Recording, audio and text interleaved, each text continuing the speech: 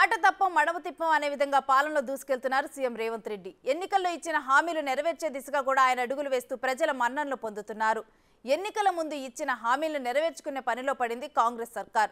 ఉచిత విద్యుత్ సరఫరా కోసం కసరత్తును చేస్తోంది. తొలి దశలో ration card, Aadhaar, cell phone number అనుసంధానమే ఉన్న కరెంటు కనెక్షన్ల ఇళ్లకు గృహజ్యోతి కింద ఉచిత విద్యుత్ సరఫరా చేయాలని భావిస్తోందట. అర్హులైన కుటుంబాలను గుర్తించేందుకు ఈ మూడింటిని ప్రాతిపాదికగా తీసుకోనున్నట్లు తెలుస్తోంది. వీటి ఆధారంగా విద్యుత్ సిబ్బంది ఇంటింటికి వెళ్లి వివరాలు నమోదు చేస్తున్నారు.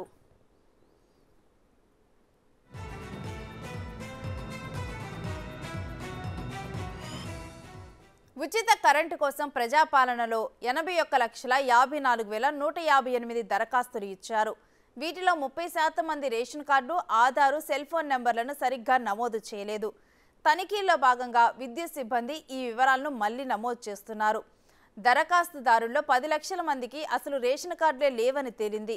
ఇలాంటి వారికి తొలి దశలో ఉచిత కరెంటు సరఫరా సాధ్యం కాదని సమాచారం.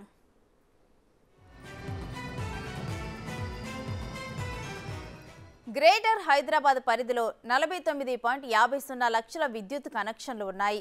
వీటిలో 30 లక్షల కలెక్షన్లు నెలకు 200 యూనిట్ల లోపే కరెంటును వాడుతున్నాయి.